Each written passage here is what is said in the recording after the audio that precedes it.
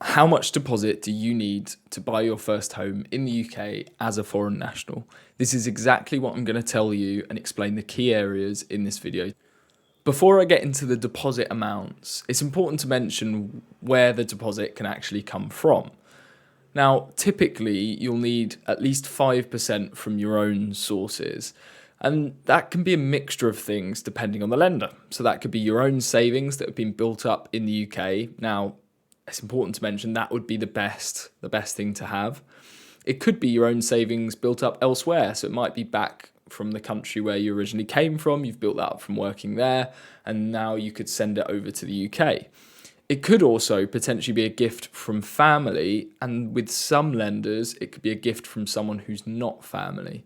With this, it has to be legally signed off as a gift, so the person who's giving that money to you would be signing it off, saying that they don't want any interest in the property, so they won't have any ownership, and they're not asking for that money back. Now, the last route that you can get some of your deposit from would be if you're buying a new build property, then some developers actually give new build deposit incentives. These incentives would give you, for example, 5%, and that actually counts towards your deposit.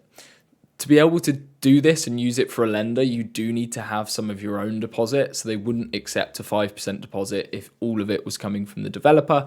So it's important to have at least 5% of your own money, and then you could get the other 5% to bring it together to make a 10% deposit. Now, when it comes to the options available with mortgages, as a foreign national with a 5% deposit, you would need to have lived here at least 12 months to have access to any lenders. Now, the next lender that comes available would actually be from 24 months, so from 2 years. However, if you actually work for the NHS, then sometimes we can do this as early as 12 months with that lender. Quite commonly, it would be the 18-month mark that they'd be comfortable.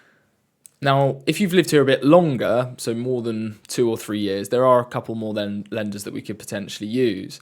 And actually, if you've got indefinite leave to remain now, there's a lot more lenders that we'd have access to with a 5%.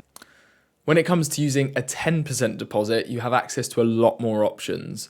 And these options are a lot cheaper as well. So if you've been here more than 12 months, there are a couple of very large lenders in the UK who have good interest rates, very competitive with the rest of the market, that would hopefully be able to lend to you. Of course, it depends on other factors, such as the lending amounts that you'd be able to get, credit profile.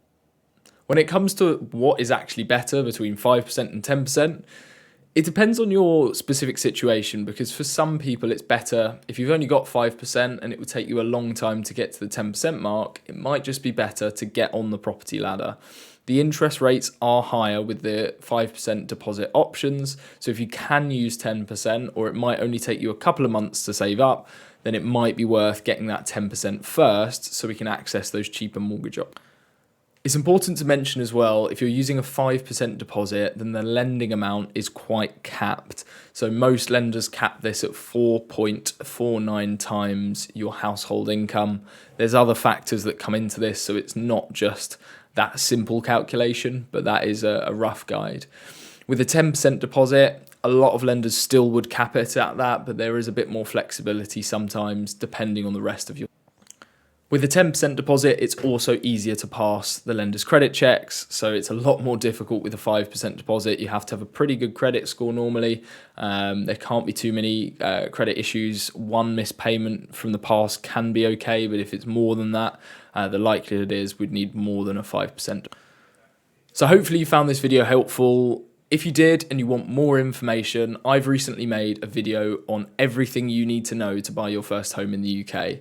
So what you should do is click on the link. I'm going to put it on the screen now. You can click into the video, watch that video, let me know your thoughts. If you want me to make a video on anything or you've got any questions, drop them in the comments section below and I'll come back to you or make a video on it. Thanks for watching.